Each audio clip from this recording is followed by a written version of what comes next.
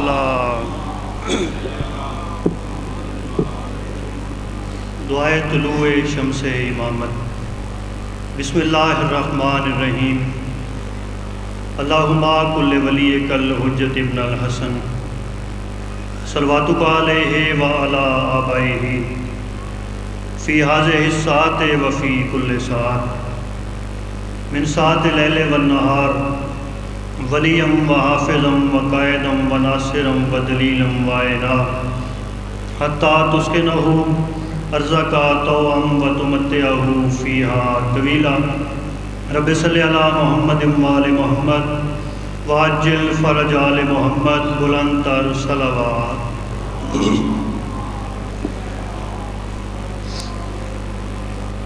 بسم اللہ الرحمن الرحیم۔ الحمدللہ رب العالمین والصلاة والسلام علی رسولہ الکریم وآلہ الطیبین الطاہرین المعصومین المظلومین الذین اذہب اللہ عنہم الرجس وطہرہم تطہیرا۔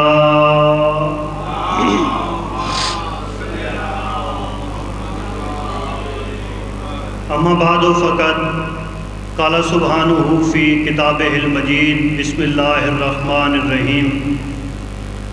انما یرید اللہ لیذھب عنکم الرجس اہل البیت ویطہرکم تطہیرا۔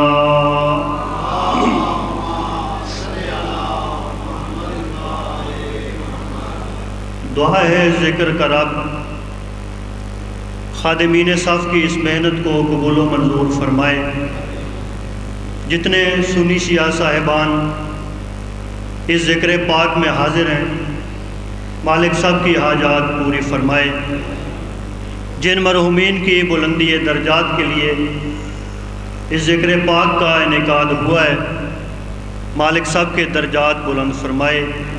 دعاؤں کی مستجابی کے لیے بآواز بلند صلوات۔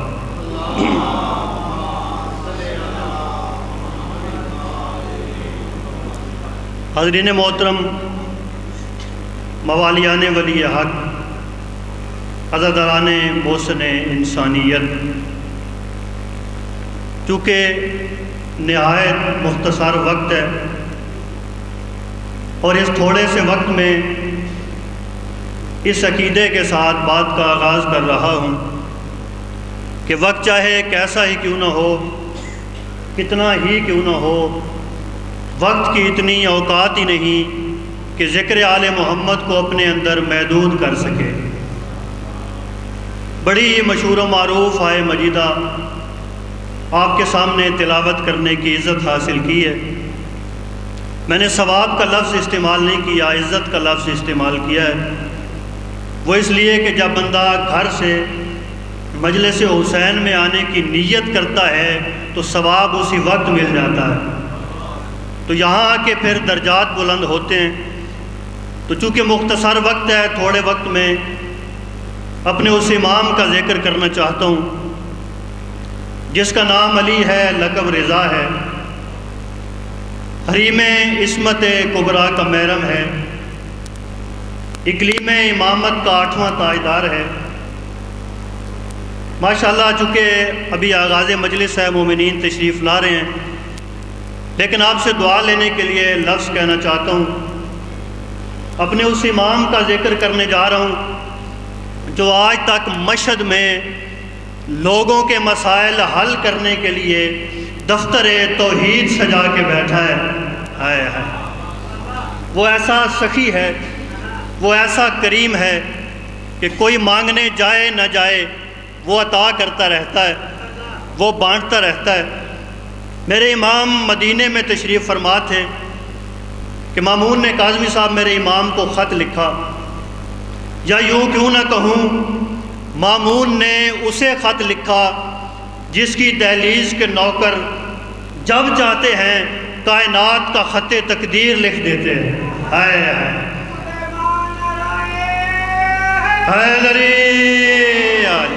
خط پہنچا، میرے امام نے سفر کا آغاز کیا، یا یوں کیوں نہ کہوں کہ خود منزل نے سفر کا آغاز کیا۔ یہ 3 رمضان تھی کہ میرے امام ایران تشریف فرما ہوئے۔ مامون چل کے امام کی خدمت میں آیا، کہنے لگا سرکار میں چاہتا ہوں کہ آپ میرے ولی عہد بن جائیں۔ اب جتنے میرے نوجوان بھائی تشریف فرمائیں، میں آپ سے دعا لینے کے لیے لفظ کہنا چاہتا ہوں۔ جب کہا نا میں چاہتا ہوں کہ آپ میرے ولی عہد بن جائیں، مولا فرماتے ہیں جہاں تک بات ہے ولی کی وہ تو ہم ہیں، جہاں تک ولی کی بات ہے وہ تو ہم ہیں، اور تمہیں نہیں پتہ انسان ہوتا ہی وہ ہے جس کا ہماری ولایت سے عہد ہوتا ہے۔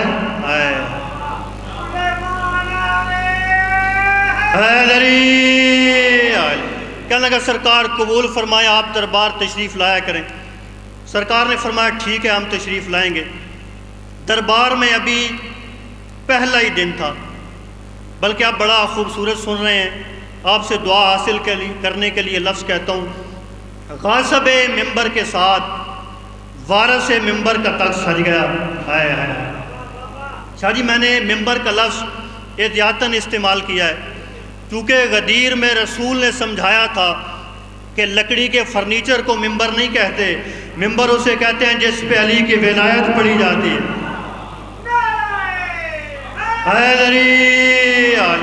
تو غاصب ممبر کے ساتھ وارث ممبر کا تخت سج گیا۔ ابھی دربار میں پہلا ہی دن تھا کہ دربار میں ایک چور لایا گیا، چونکہ اس کے گواہ موجود تھے۔ کیونکہ مضمون بڑا طویل ہے، وقت تھوڑا ہے، میں بڑی جلدی کر رہا ہوں تاکہ بات آپ تک پہنچ جائے۔ پہلا دن تھا، چور دربار میں آیا، مامون نے حکم دیا اس کا ہاتھ کاٹا جائے۔ جلاد کی تلوار اٹھی، چور نے ہاتھ پیچھے ہٹا لیا۔ جب چور نے ہاتھ پیچھے ہٹایا، مامون آواز دے کے کہتا ہے کیسے چور ہو، اپنی غلطی بھی تسلیم کرتے ہو، اپنا ہاتھ بھی پیچھے ہٹا لیتے ہو۔ چور آواز دے کے کہتا ہے تم نہیں جانتے یہ فقہ کا مسئلہ ہے کہ چور کبھی چور کا ہاتھ نہیں کاٹ سکتا۔ ہائے چور کبھی چور کا ہاتھ نہیں کاٹ سکتا۔ کہنے لگا کیا یہ جلاد چور ہے؟ جب مامون نے کہا کیا یہ جلاد چور ہے، وہ کہنے لگا یہ چور نہیں تو خود چور ہے۔ کہنے لگا جی میں کیسا چور ہوں؟ چور کہنے لگا جس کی چیز میں نے چرائی تھی پتہ نہیں اس کی اپنی تھی یا نہیں، لیکن جس کا تو نے چرایا ممبر کل بھی اس کا تھا، ممبر آج بھی اس کا ہے۔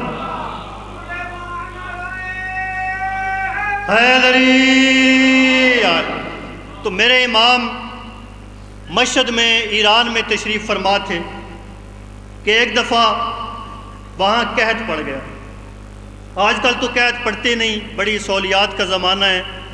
اس وقت جب قحط پڑتے تھے تو کئی دن تک کھانے پینے کا انتظام ختم ہو جایا کرتا تھا اور لوگ بھوک کی وجہ سے مر جایا کرتے تھے۔ مشہد میں ایران میں قحط پڑ گیا۔ کچھ لوگ اب جو مولا کے زوار بیٹھے ہیں، 8ویں امام کے زوار تشریف فرمائیں، ان سے دعا لینے کے لیے لفظ کہنا چاہتا ہوں۔ لوگ چلتے ہوئے آئے 8ویں امام کے پاس، کہنے لگے سرکار دعا فرمائیں کہ بارش ہو جائے۔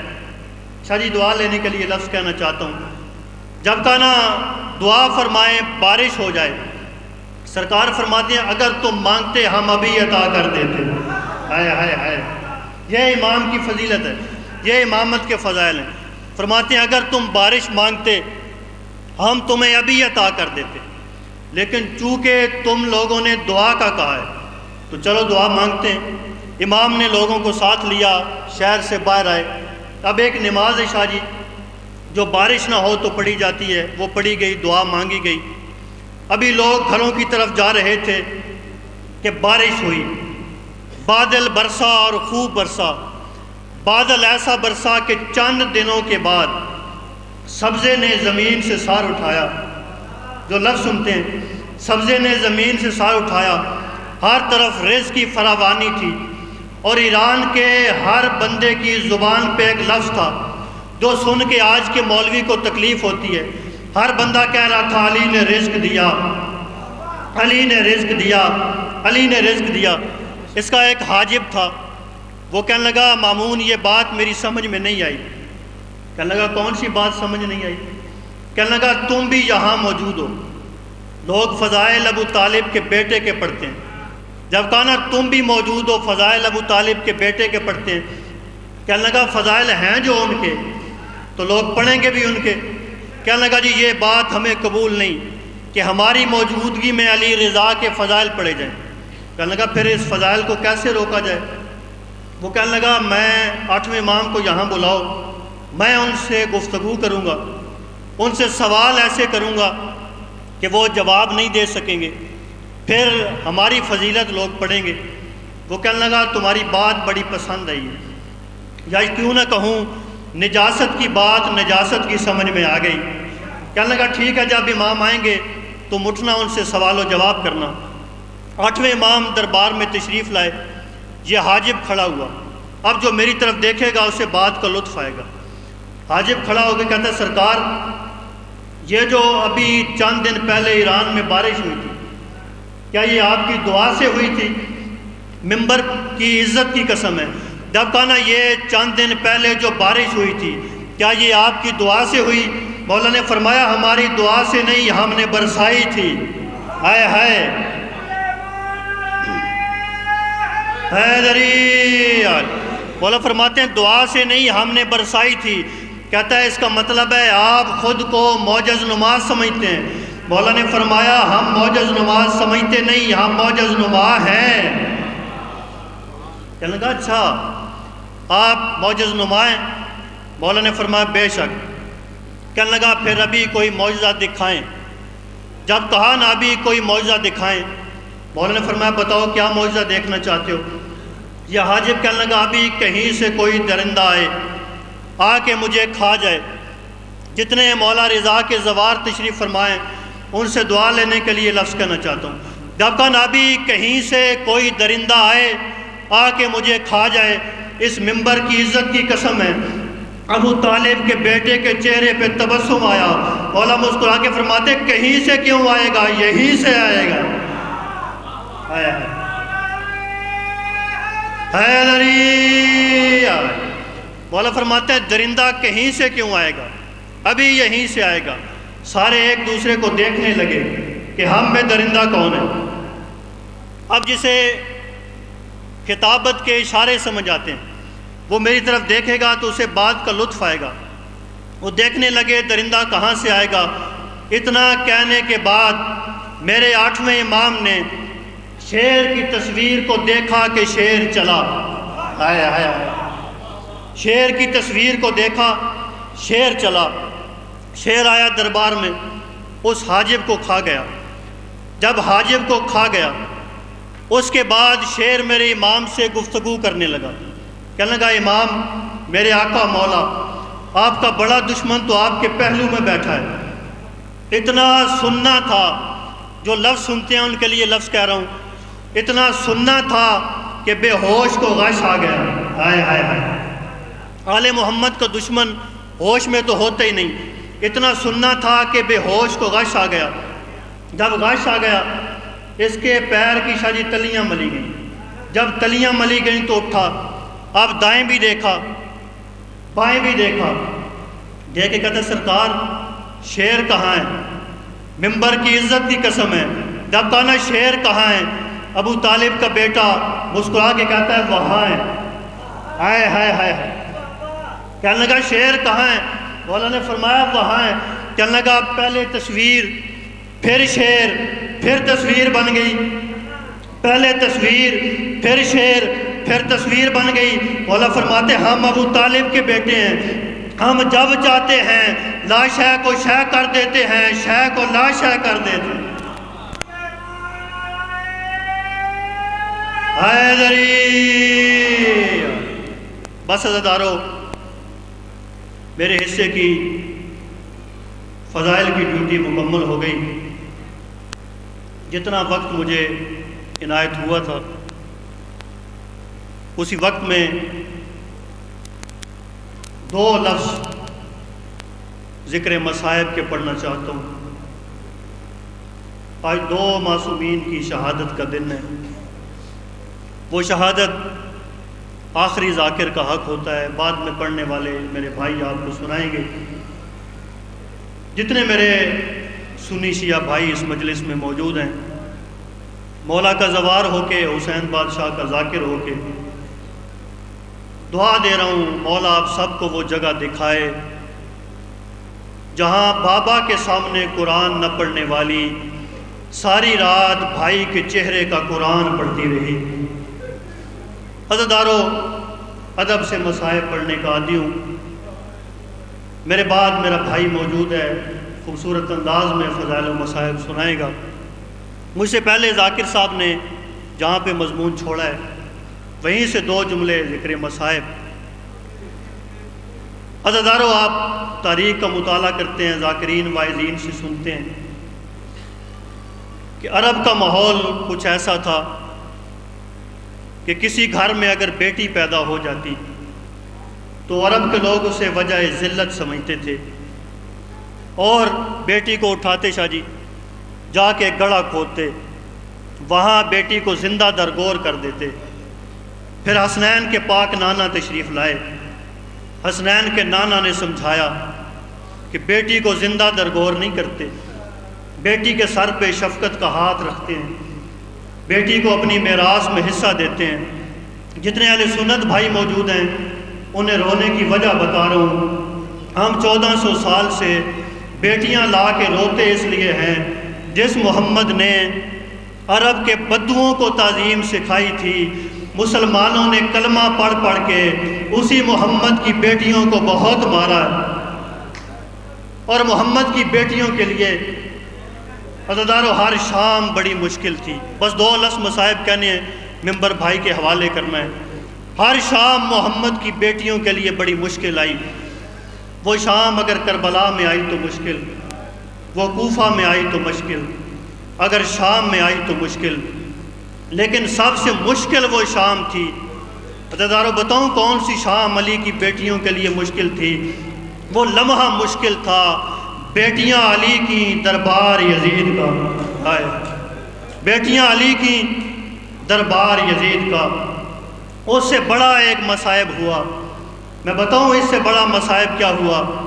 علی کی بیٹیاں دربار یزید میں کھڑی تھیں، یا ایک بار اعلان ہوا پردہ کرو، یزید کی بیوی اور بیٹی کو دربار میں آنا ہے۔ میں مر جاتا یہ لفظ نہ کہتا، یزید کی بیوی اور بیٹی کے لیے پردہ بن گیا۔ جن کے نام پہ پردہ بنا تھا وہ ہاتھوں میں رسیاں پہن کے کھڑی ہیں۔